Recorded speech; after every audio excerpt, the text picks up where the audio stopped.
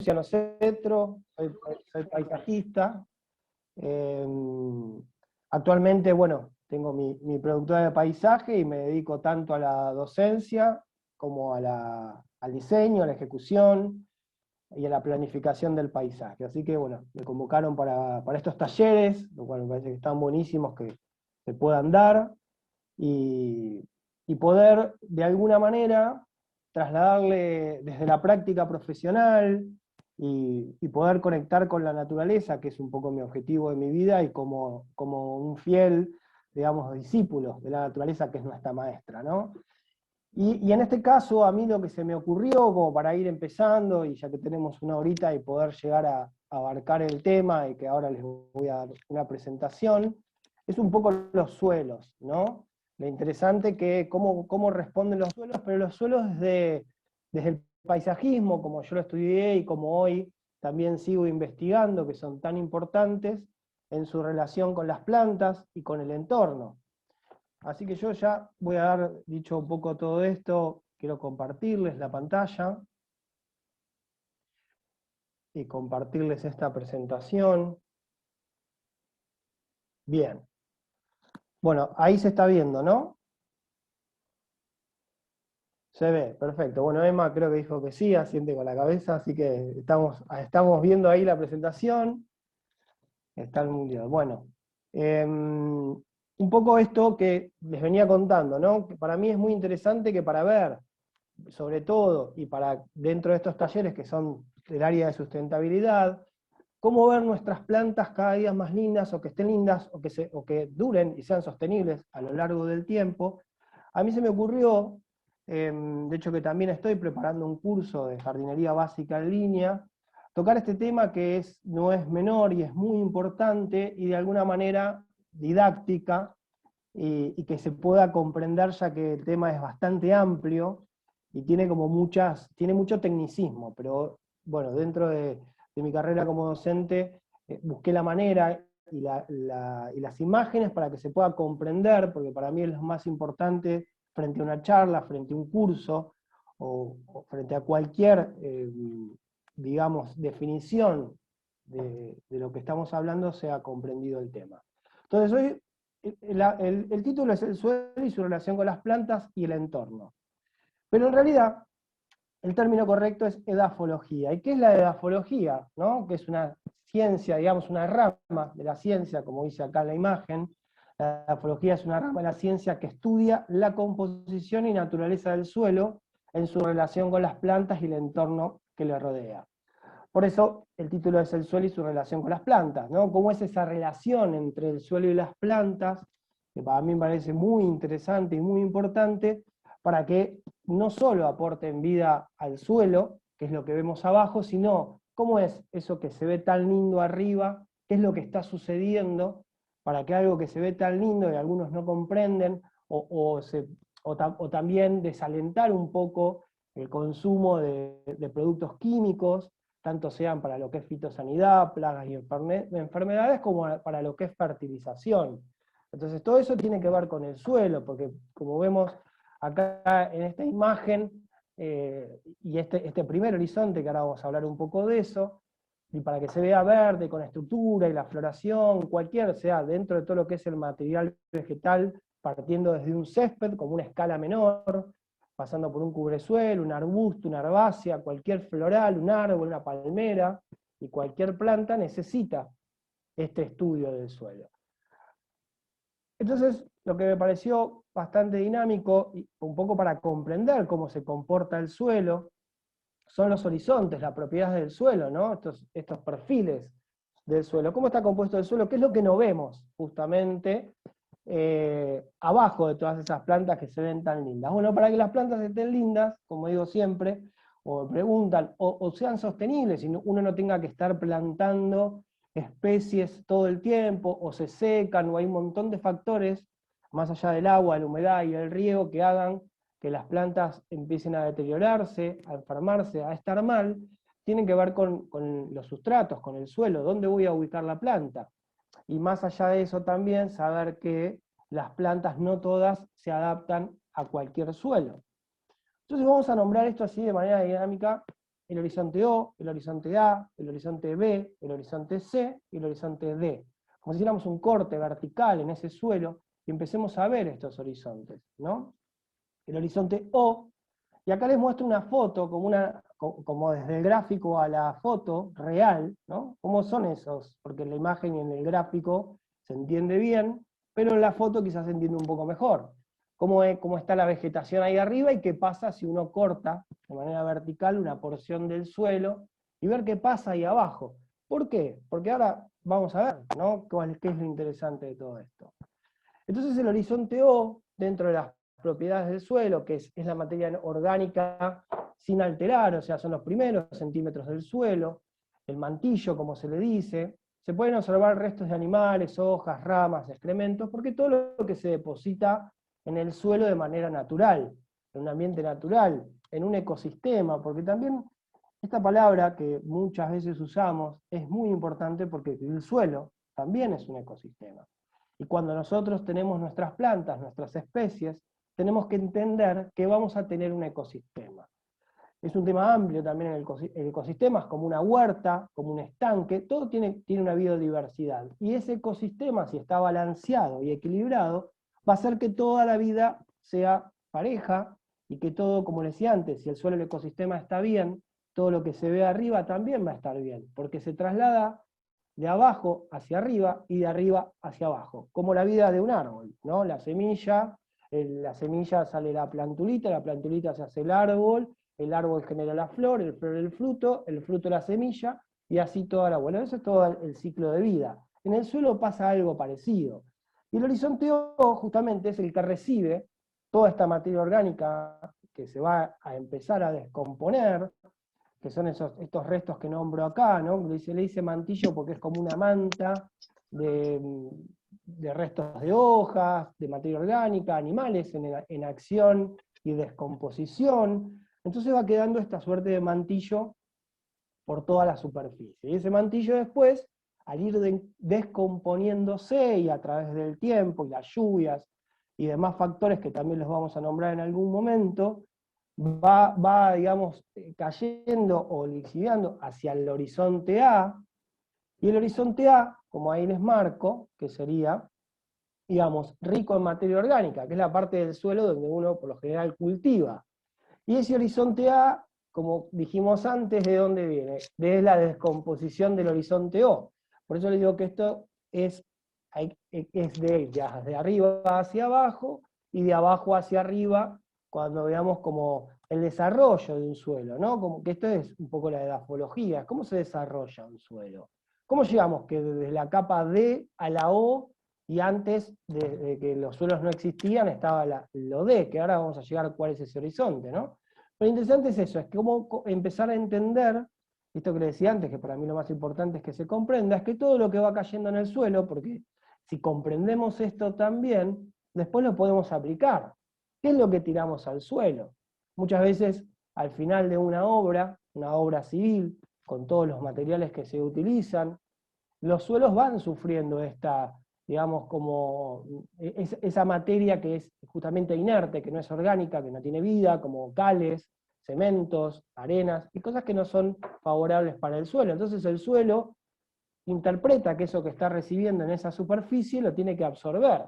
Y bueno, ahí es donde no le estaríamos aportando esta materia orgánica, que es tan importante para la vida de nuestros suelos. Por eso, fíjense que hasta ahora estoy hablando solo desde el horizonte, en realidad, la línea horizonte que sería entre lo que es el material vegetal, lo verde, lo que plantemos, hacia abajo.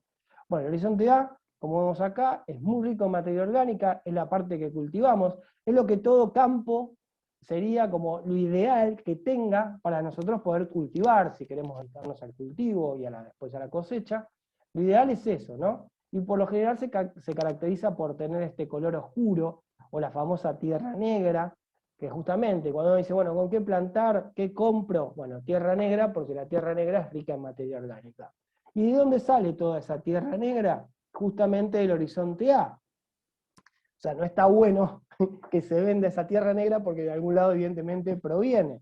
¿Y de dónde proviene? De la decapitación, o sea, decapitar un suelo es sacarle a veces ese horizonte A para venderlo a nivel comercial ¿Y qué pasa? El campo o digamos, el lugar donde se extrae esa tierra negra, ese horizonte A, termina con el horizonte B.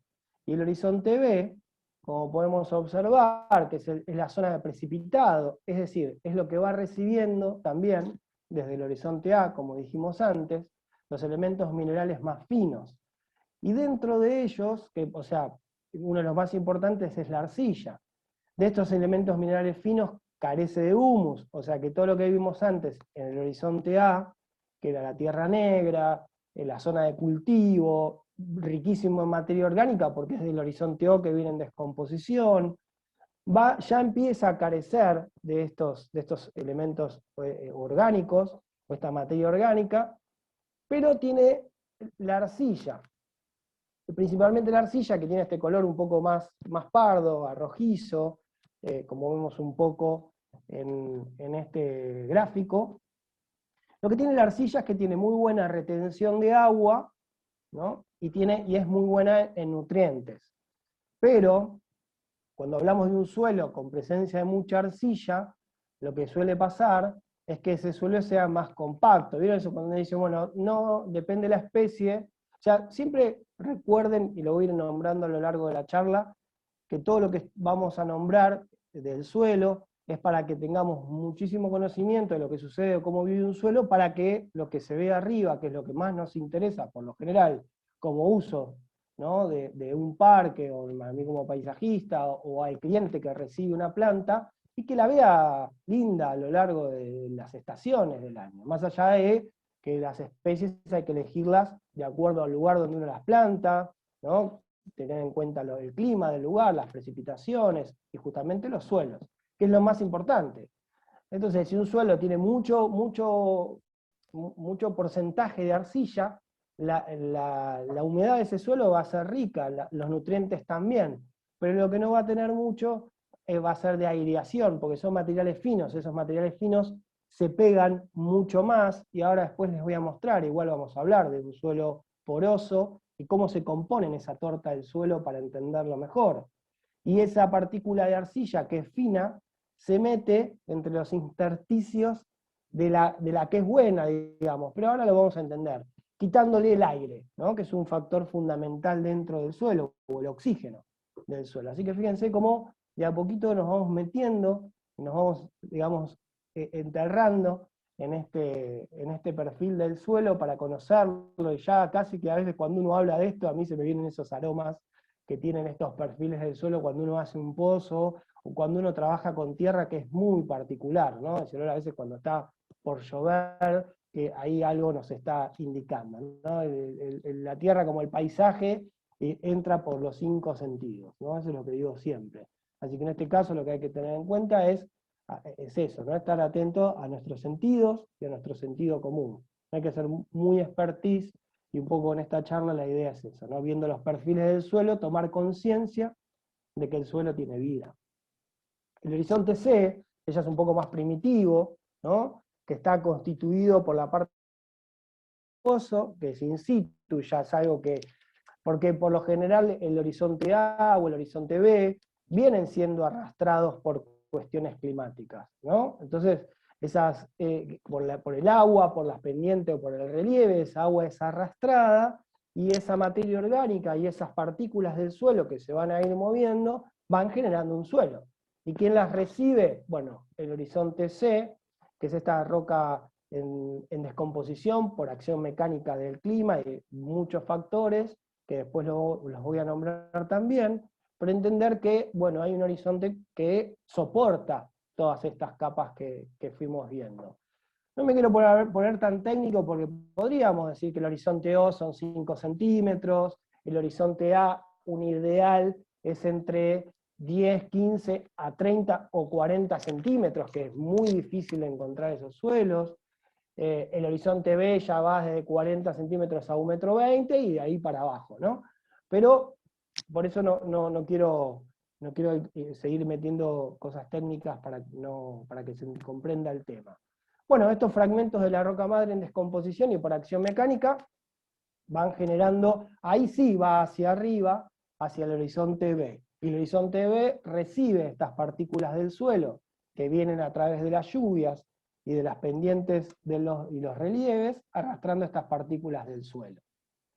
Y el horizonte D, que sí es la roca madre o material rocoso, que no ha sufrido ninguna alteración, ¿no? Ni química, ni física significativa, como para que no se va a ir descomponiendo, ni por ninguna acción, sí o sí, a lo sumo por una acción mecánica. Así que voy a ir un poquito para atrás y repasamos rápidamente las propiedades del suelo, como les dije antes, la edafología, que es una rama de la ciencia que estudia la composición y naturaleza del suelo en su relación con las plantas y el entorno. Porque todo esto que les vengo contando es para que las plantas, que es lo que ven acá en esta imagen, se comportan a través de qué es lo que sucede abajo. Pasamos por los perfiles de un suelo, el horizonte O, que es el mantillo, como dijimos antes. Acá en esta, ahora que yo les fui contando un poco los perfiles y los horizontes, vemos en esta imagen cómo esa primera capa de materia orgánica, ¿no? La más negra, la que es de cultivo, y la que empieza a ser más arcillosa, es la que va a recibir también las raíces. Entonces ahora después yo les voy a mostrar también en una imagen cómo funcionan. El horizonte O, que es el mantillo, recordemos, materia orgánica sin alterar, o sea, es como lo que fuese al principio un compost, que también lo voy a nombrar. El horizonte A, que es rico en materia orgánica, porque ya es ese horizonte O en descomposición, el humus, el compost, todo lo que es sustratos, digamos, provenientes de materia orgánica. Y el horizonte B, que es todo lo que va recibiendo la lixiviación, los elementos y materiales más finos del suelo, estos minerales tan ricos en materia orgánica y que son fundamentales. Todos los perfiles del suelo son importantes. Y el horizonte C, que es lo que va a empezar digamos, a darle estructura. Pero esos son otros temas que después si quieren investigarlo, los suelos tienen propiedades físicas y químicas, ¿no? Eso está bueno nombrarlo, pero ya es más técnico también y tiene que ver con el intercambio de partículas, de iones, de conductividad, bueno, todas esas cosas que son más, digamos, para el que va más que nada a realizar un cultivo, ¿no? O a dedicarse a eso. Y el horizonte D, que es la roca madre, que es como la que sostiene todo este suelo, si no, se desmoronaría todo este suelo, ¿no? Hasta llegar al centro de la Tierra, básicamente.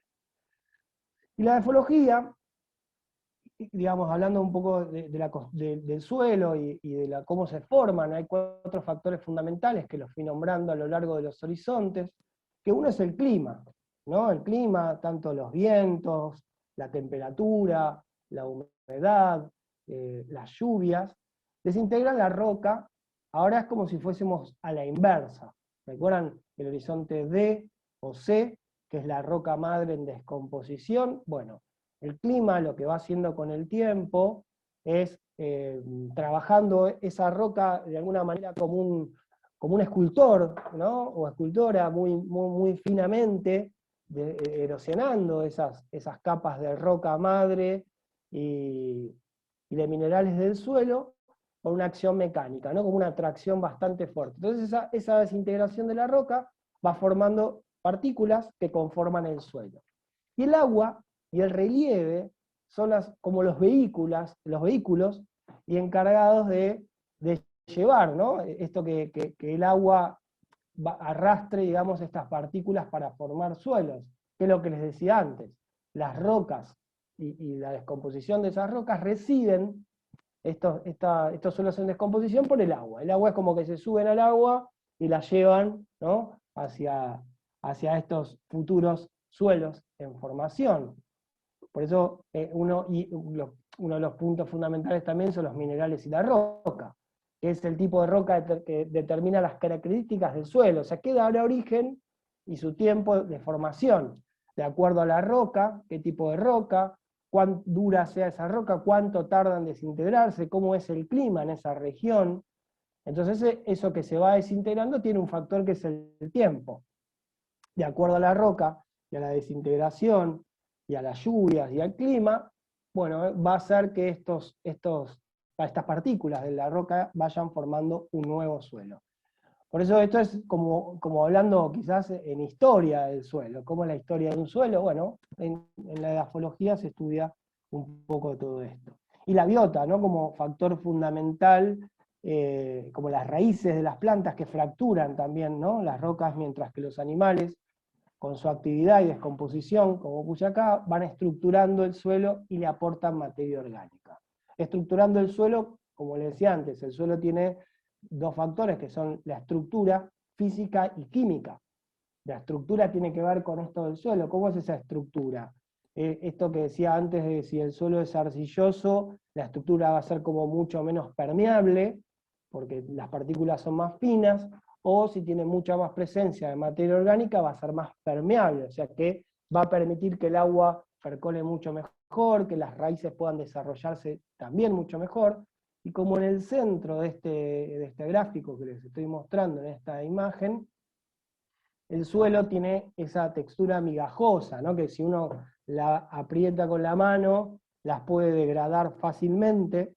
Entonces imagínense que si ese suelo tiene esa textura migajosa, quiere decir que está funcionando la actividad de las lombrices, los bichos bolitas, y toda la fauna que vive en el suelo, que se encarga de ocupar justamente, que ahora lo vamos a ver en otro gráfico, estos espacios como cavernas, que son los que le dan el oxígeno tan importante. Entonces fíjense cómo el suelo tiene toda esta vida que les nombré al principio, ¿no? Para que un suelo funcione tiene que tener todo este ecosistema funcionando perfectamente, que solamente lo hace de manera natural. Lo que pasa con nosotros a veces es que lo alteramos. Lo alteramos decapitando el suelo para vender ese horizonte A. Ahora ya un poco nombrando los horizontes, ya nos vamos estando un poco en clima y entendiendo un poco a dónde apuntamos con todo esto. Entonces, si entendemos cuál es nuestra historia del suelo, donde estamos habitando y nuestra conexión con la naturaleza, vamos a empezar a ver estas diferencias de un suelo óptimo o de un suelo degradado. Entonces, un poco es eso, ¿no? Estos cuatro factores fundamentales: el clima, el agua, los minerales y roca, que son los que van a dar origen a un nuevo suelo, y la biota como fauna, como los animales, que también van de alguna manera haciendo su actividad en el suelo y después con su descomposición, penetrando para generar materia orgánica. Y acá es donde yo les quería mostrar esto también, ¿no? Que los suelos naturales son suelos francos, que quizás oyeron nombrar. Se usa mucho más también para la parte de agricultura y de cultivo, pero es interesante entenderlo, porque esto puede aplicar tanto para un suelo natural, en un jardín o en una maceta. Yo como paisajista trabajo y planto en suelos naturales, a campo, en diferentes tipos de suelos, pero también trabajamos mucho con macetas o con canteros. Si yo quiero generar dentro del paisajismo un entorno, una terraza, un balcón y darle un buen entorno verde, primero y principal voy a pensar que voy a generar un ecosistema. Y me detengo un poquitito acá. ¿Y por qué en un ecosistema? Porque el ecosistema tiene que ver con los bichitos también, con las plagas, con las enfermedades. Y es importante que existan, sí, porque es lo que me va a dar este equilibrio en este ecosistema. Lo que tengo que lograr, justamente, es esa biodiversidad, y que si tengo un buen suelo y las plantas son adecuadas al clima y a la región y al lugar, voy a generar este ecosistema porque van a venir también los famosos, y por nombrarlos de alguna manera, bichitos benéficos. Que esos bichitos o esas plagas que algunos piensan, como la vaquita de San Antonio, en su estado larval, que es súper depredadora, se come el pulgón, que el pulgón es tan nocivo e invasivo para nuestras plantas. ¿Y qué digo también? ¿Por qué nombro un poco las plagas y las enfermedades en las propiedades de un suelo o de todo lo que venimos hablando? Porque si el suelo es bueno y las plantas se hallan en un buen suelo, van a tener muy buen alimento, que después lo toco en nutrición vegetal, la parte del alimento. Entonces, ¿qué pasa nosotros como seres humanos si nos alimentamos mal? O si vivimos en una región que no nos adaptamos. Y bueno, vamos a empezar a tener debilidades, vamos a empezar a debilitarnos, nuestro sistema inmunológico también, y eso va a afectar a nuestra sanidad, de alguna manera, a nuestro sistema inmunológico, y eso va a ir teniendo síntomas y signos que nos están diciendo, cuando muchas veces escuchamos nuestro cuerpo habla, Y bueno, tiene que ver con eso, con que algo, o nos estamos alimentando mal, o estamos descansando mal. Entonces lo ideal para que las plantas vivan bien y se alimenten bien, fíjense qué importante que es el suelo. Porque todo lo que van a recibir es del suelo. Entonces muchas veces uno le aplica fertilizantes, podan, limpian las hojas, le ponen insecticidas o fungicidas. Los insecticidas son para insectos y los fungicidas para los hongos. Después hay otra plaga que son como los virus, que son como irrevertibles, pero son temas aparte, tendríamos que meternos ya un poco más en otro tema de la jardinería. Y acá puntualmente yo me quiero basar dentro del suelo, porque el suelo es lo que le va a dar esta sostenibilidad y esta sustentabilidad a las plantas, a la vida de las plantas. Y fíjense que un suelo natural, un suelo franco, que es un sistema poroso, ¿no? Porque a veces uno lo piensa el suelo como un suelo como compacto, ¿no? Fíjense en este gráfico, en este cubo, que es un suelo, en presencia de un suelo húmedo, o sea, ya muestro el gráfico con capacidad de agua, para que vean cómo dentro de esos poros, ¿no?, existen las partículas del suelo, que son estas células y estas formas en esta trama, digamos, marrón, como viendo un poco y hablábamos de la materia orgánica y las propiedades del suelo en todos sus horizontes, el aire y el agua, ¿no?, con esos minerales disueltos. Por eso a veces que digamos, la dosificación en el riego, y el riego también, y el agua es importante porque va a penetrar en estos intersticios, en esta parte porosa del suelo, que es lo que va a nutrir a la planta, lo que la va básicamente a alimentar, ¿no? El sol, ¿qué hace? La famosa fotosíntesis, produce la reacción química frente a la temperatura. Esa temperatura le genera algo a la planta, ¿no?, como esta actividad, como esta vida, y esa reacción química hace que la planta quiera absorber, ¿no?, como alimentarse. Por eso es un ida y vuelta en los gráficos de la fotosíntesis y convierten el agua en alimento, ¿no? Entonces, si esa agua es de mala calidad, bueno, también vamos a alimentar mal a las plantas. Entonces el suelo, fíjense que no solo está compuesto de materia orgánica, sino que también tiene agua y tiene aire, ¿no? Por eso cuando decía esto de si uno agarra un pedazo del suelo y lo aprieta con la mano, si le queda como una salchichita como un tubito negro compacto y no se degrada fácilmente, se quiebra, bueno, hay mucha presencia de arcilla.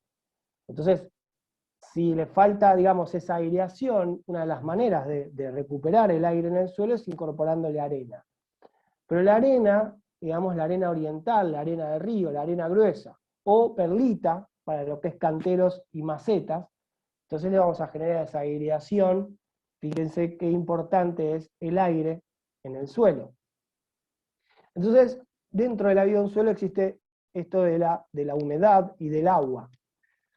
Bueno, por eso es importante tener un reservorio de agua, como en Puerto sucede todo esto, el riego por agua natural de sus lagos, y lo ideal es regar con agua de lluvia. Entonces todas esas cisternas naturales y que también generan un ambiente estético y esta biodiversidad, porque el agua es un elemento del ambiente, ¿no? A veces llaman el medio ambiente. Bueno, el medio ambiente son estos elementos que forman el ambiente, y uno es el agua, ¿no? Entonces fíjense qué importante es el agua dentro del suelo. Y acá van a entender un poco esto que vengo hablando también en este gráfico, de la composición de un suelo, ¿no? Que un suelo óptimo está compuesto por un 50% de sólidos y un 50% de aire y agua. O sea que si fraccionamos, ¿no?, esa torta, esa porción del suelo en cada partícula, o en cada porción del suelo, vamos a encontrar la fase sólida y el espacio poroso, por no decir fase líquida, porque el espacio poroso contiene, como les decía acá, en estos espacios, aire, ¿no?, y agua, ¿no?, en lo que es acá el aire y el agua, y el sólido. Lo que sería aire o agua sería el poroso, y el sólido el suelo, digamos, los minerales, lo que es materia orgánica. Los minerales como la arcilla, que les nombré antes, y la materia orgánica, que es toda esa digamos, esa materia orgánica en descomposición que hacen la tierra negra y la parte de cultivo de la planta. Entonces, ese 50%, fíjense, si yo pierdo un porcentaje, ya estoy teniendo un suelo que no es óptimo. Entonces, al no tener una presencia de un suelo óptimo, y bueno, nuestras plantas, yo cuando hablo de plantas, de material vegetal, quiero que se entienda por el césped, por cualquier tipo dentro del reino vegetal, perdón, sea césped, alguna planta como cubresuelo, que el cubresuelo se usa para cubrir un suelo justamente que no es transitable, quizás debajo de un árbol. A veces se usan chip de corteza, que el chip de corteza proviene, ¿no? Como es orgánico, está en descomposición, sirve para cubrir un suelo y después eso le va a ir aportando materia orgánica al suelo. Pero no es vivo. Entonces el cubresuelo cumple esa función, a veces debajo de un árbol donde no crece el césped. Entonces el césped, los arbustos, las plantas, todas en general las vamos a llamar material vegetal. Entonces, volviendo a las propiedades del suelo y a los suelos óptimos, en este porcentaje del suelo tenemos un 50% de sólidos, ¿no? Que es donde le va a dar la estructura al suelo, y el otro 50% de aire y agua. Y acá hay un fragmento chiquitito, este violeta, que es la materia orgánica, que es lo ideal que tenga un suelo, como ese 5% de materia orgánica, que es lo que le va a aportar ¿qué? Los nutrientes, ¿no? Los famosos, tres famosos macronutrientes principales, que son el nitrógeno, el fósforo, el potasio, que cada uno cumple su función para las plantas, que ahora después los vamos a ver. Bueno, entonces acá tenemos una gráfica de composición de un suelo, para que se entienda un poco todos estos porcentajes que veníamos hablando, y que el suelo tiene 50% nada más ni nada menos que de aire y agua. O sea que si eso está compactado, o ese suelo sufre mucho tránsito, por ejemplo, llevándole un poco más a la práctica profesional, o a un sector social, de una vivienda una familiar, o de un sector común, o de un espacio público, bueno, ese suelo, al tener mucho tránsito peatonal, y ni hablar si tiene mucho tránsito vehicular o de camiones, se va a ir compactando. Entonces ahora creo que empezamos a entender que esa compactación, ¿qué es lo primero que va a aplastar? El aire y el agua, ¿no? Porque lo sólido se va a ir compactando y va a ir como haciendo fuerza hacia abajo para que no se desmorone ese suelo. Entonces, pero elimina el aire y el agua, que son tan importantes para nuestro suelo. Acá un poco el mismo gráfico, pero que de alguna manera con algunas imágenes, entendiendo mejor estos porcentajes, ¿no? Volvemos que los suelos óptimos son sólidos en su 50% y el 50% en aire y agua. La fase sólida, como les decía, está compuesta por componentes inorgánicos y orgánicos, o sea, todo lo que es inerte, como la arena, por ejemplo, y los orgánicos, como lo que decíamos antes, la materia orgánica y restos de animales en descomposición, o vegetales en su descomposición. Y el espacio poroso, que son las cámaras, grietas o galerías, y otros, que es donde se hallan la fase líquida y gaseosa. Y esos poros que están ocupados parcialmente por agua, que llevan iones y sustancias en solución, dejémoslo ahí, ¿no? Y que el aire constituye la fase gaseosa o atmósfera del suelo, que, ¿no?, es tan importante para las raíces y organismos que viven en el suelo. Estas cavernas que les nombraba antes, en esos poros, son las que van generando las lombrices, que van trabajando, comiendo y largando su excremento como humus, y rico en materia orgánica, o cualquier bicho, digamos, cuando se va generando un compost y uno hace un compuesto, lo que empiezan a funcionar son estos bichitos, ¿no?, que van a empezar a trabajar en el suelo. Y esto un poco es lo que en esta imagen yo lo que quiero representar, es justamente un suelo óptimo, ¿no? Cuando el suelo es óptimo, la planta crece con su estructura, el color verde muy como llamativo y brillante, por lo general, que nos da esta señal de vida en la planta, es que el suelo abajo está bien con todo esto que venimos hablando, y que también, bueno, el nitrógeno funciona en su estructura y actúa en el color verde y en la estructura de la planta. Y esto sería un suelo degradado, ¿no? Justamente, todo lo contrario al suelo óptimo, ¿no? La pérdida de la estructura del suelo, esto de perder el aire y el agua, por eso la compactación y el encostramiento, ¿no? Esto que está exagerado en la imagen, pero es para que se entienda, ¿no? La disminución y capacidad de retención de agua. Por eso voy avanzando con las imágenes a medida que vamos incorporando todos estos conceptos, que son bastantes, pero al repetirlos creo que nos vamos entendiendo. Básicamente quedarnos con esto, ¿no? Con que el suelo es vida, con que el suelo tiene poros y agua, y con que el suelo tiene materia orgánica, tan importante para el desarrollo y el alimento de las plantas.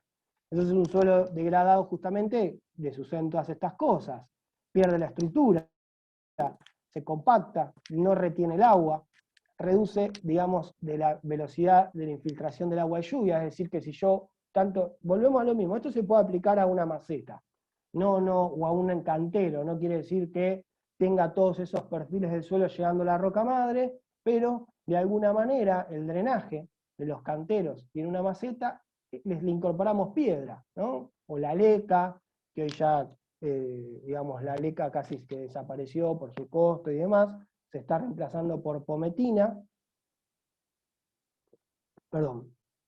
y eso hace que tenga drenaje, como la base del suelo. Entonces todo lo que el agua proviene de la superficie y la planta no necesita, la va a desechar al drenaje. Por eso en una maceta y en un cantero es tan importante tener en cuenta el drenaje.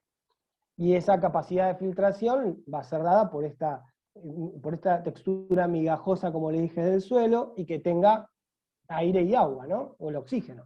Bueno, entonces por eso un suelo degradado pierde el aire y pierde el agua, y por ende no tiene esta infiltración del agua de lluvia. O sea, es como que se lava, viaja por la superficie y no va bajando, y al no bajar, ¿quiénes son las perjudiciales? Las que se perjudican son las plantas, y las raíces que no pueden alimentarse. Es lo que yo les decía antes, cuando uno riega, le está dando el alimento a las plantas, entonces si a las plantas se alimentan y tienen el sol como elemento, digamos, como fuente de energía para las plantas, se va a producir la fotosíntesis, y esto que tanto estudiamos, ¿no? y vamos nombrando, fíjense qué simple y tan importante es. Por lo menos hoy aplicarlo en esta charla, desde el sentido común, en cómo funciona, ¿no? Y el descenso de las poblaciones de microorganismos del suelo, bueno, claramente, que son esta biota y esta fauna de la vida del suelo que van trabajando en esas galerías, en esa parte, digamos, subterránea del suelo, que nos van a ir dando materia orgánica, aire y agua. Bueno, dentro de un suelo degradado, como vimos antes, obviamente lo ontológico o la diferencia es recuperar un suelo degradado.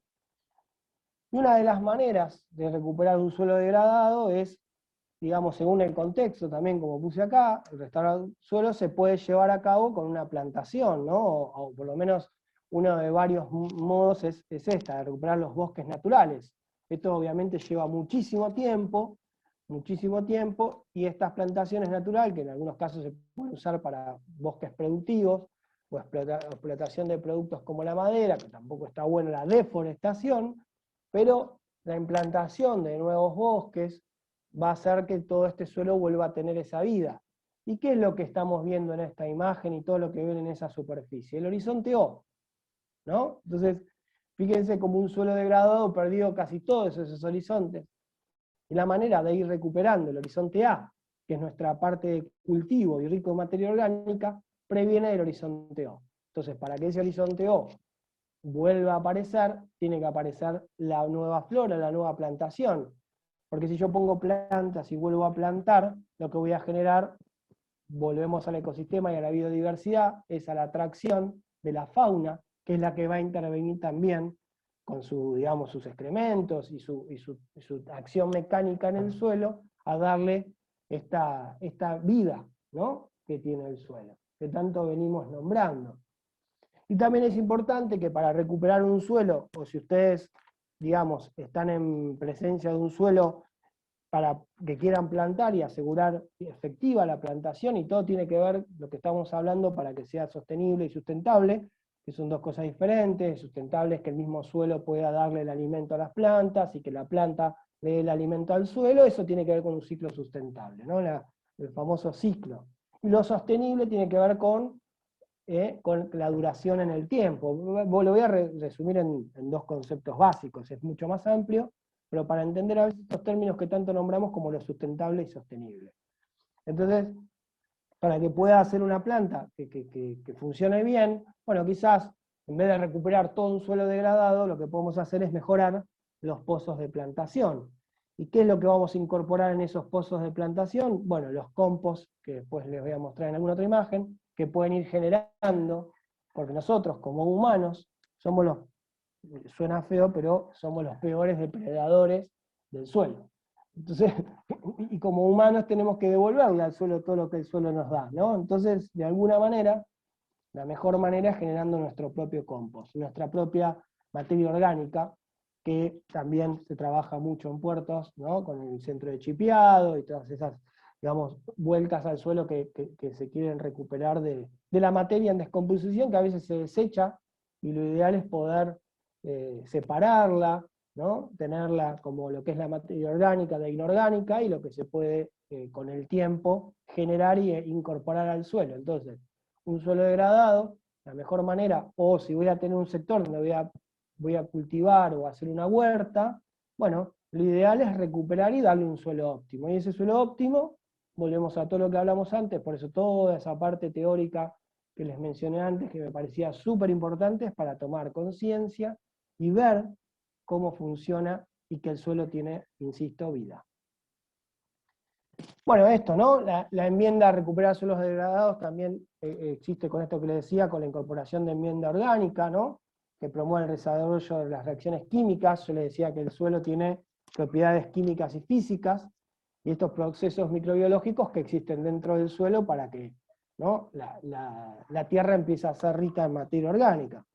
Las micorrizas, ¿no? Que es esta asociación establecida entre hongos y raíces, es como una comunión, ¿no? Como esto que genera entre ellos para ayudar a la absorción de agua, como algo natural, estos hongos que son favorables, que de hecho hoy se promueven mucho y se consiguen, ¿no?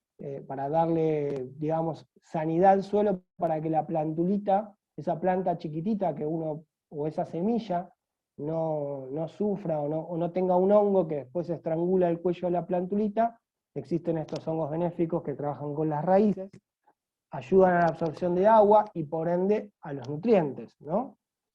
Y al uso sostenido del suelo, que es lo que venía nombrando con la parte sostenible, ¿no? Y la conservación de la diversidad biológica. Todo lo que les voy a repetir, la biodiversidad es las diferentes vidas dentro de un suelo. Y la experiencia en campo, ¿no? Esta adición de un residuo orgánico, compostado, en inoculación en vivero, con el hongo, bueno, particularmente, nombre científico, Glomus intraras, dice. Pero esto es más técnico, lo importante es esto, ¿no? Que con una enmienda orgánica, promover el desarrollo químico y físico del suelo, y con la incorporación, ¿no? De las micorrizas, que ayudan a la absorción de agua y nutrientes, que es tan importante para nuestras plantas.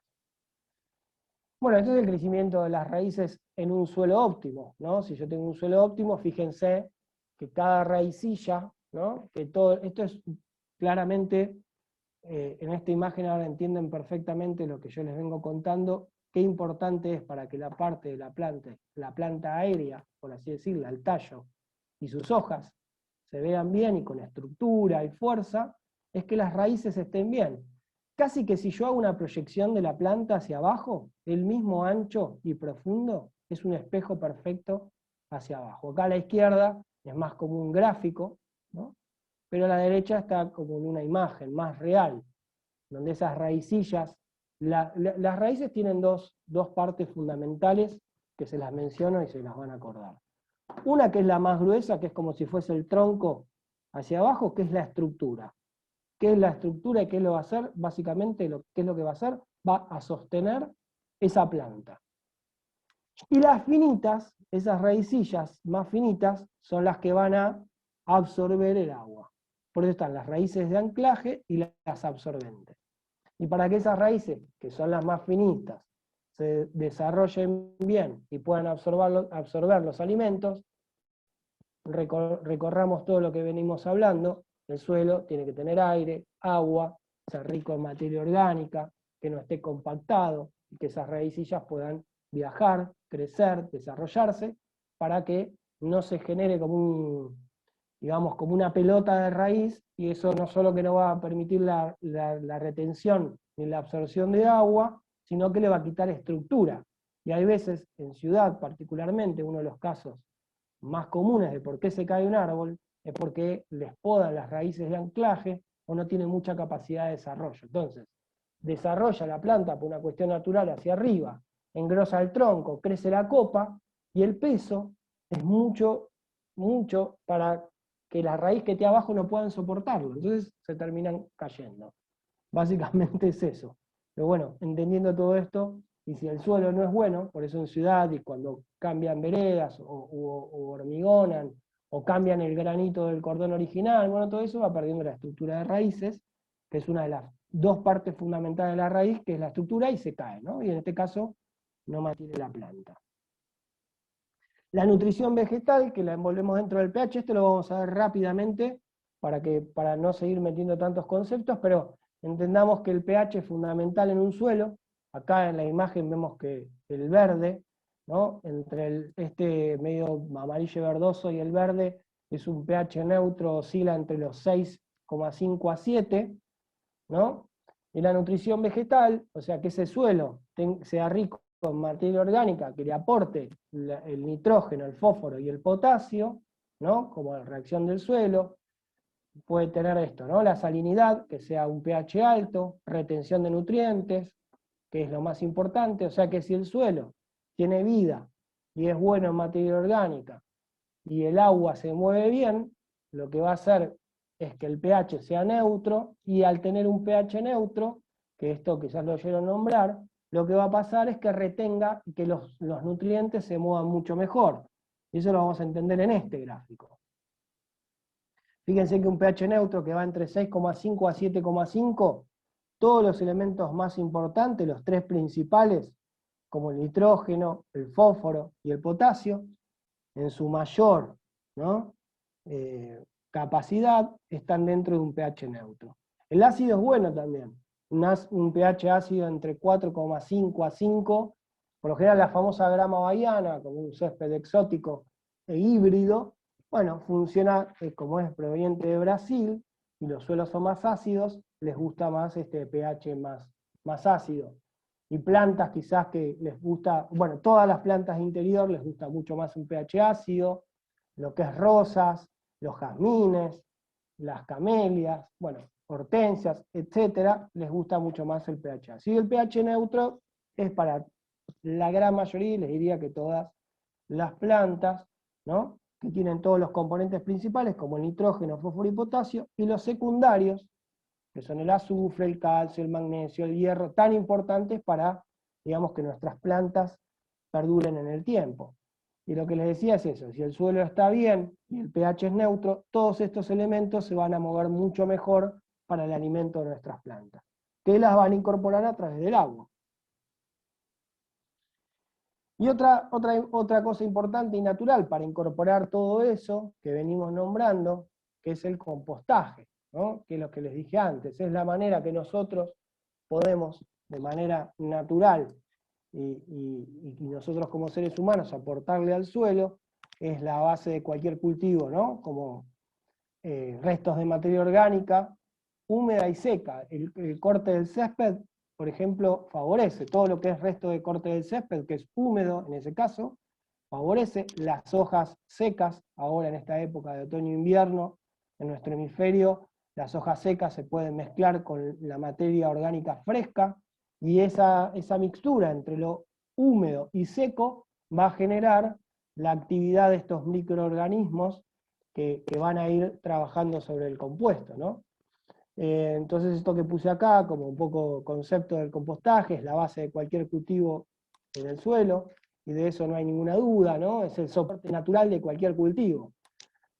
La planta obtiene prácticamente todos los nutrientes que necesita para su desarrollo, que los nombramos en los gráficos anteriores, dentro del nitrógeno, el fósforo, el potasio, y si ese pH es neutro, se van a mover mucho mejor todos estos nutrientes.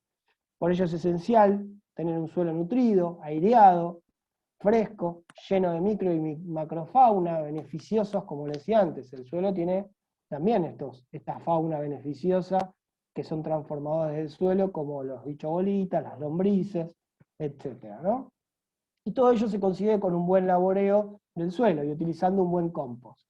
La elaboración del compost nos permitirá incorporar al suelo materia orgánica, disponible para las plantas de forma inmediata. Por eso el compost es tan bueno para tener, aunque sea una bolsa, un tachito, una vez por una cuestión de decir no tengo espacio, no tengo capacidad, no puedo tener un compost, entonces no lo hacen, pero la idea es probarlo, y la verdad que es muy gratificante ver cómo esa materia en descomposición se la devolvemos al suelo. Y cuando las plantas empiezan a funcionar y vemos que empiezan a tener un color mejor, una estructura mejor, la floración empieza a ser mejor y más duradera, es muy gratificante, como decía antes, porque es como nuestra mano, ¿no?, dentro de la tierra. Y básicamente, creo que lo estamos conectados en este momento, lo que más nos interesa en este momento es estar en contacto con nuestro hogar, que es la naturaleza. Y un poco esto, ¿no?, que un poco llegando a la conclusión de toda esta charla del suelo y su relación con las plantas y el entorno, es esto, ¿no?, con que el suelo es donde comienza la alimentación, ¿no?, compuesto de minerales, de agua y aire, y materia orgánica. El suelo proporciona el ciclo de nutrientes primarios para la vida vegetal y animal, y actúa como una base para la alimentación. Combustibles, fibras y productos médicos, así como para muchos servicios ecosistémicos esenciales.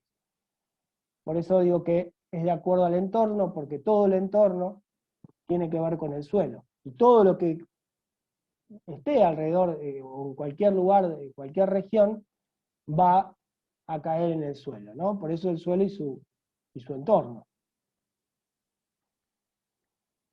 Y quizá no sea visualmente asombroso, como pongo acá, como un bosque verde, ni aparezca tan vital como el agua dulce, pero el suelo, pese a su aspecto sencillo, es un recurso natural igual de esencial para sostener la vida en la Tierra.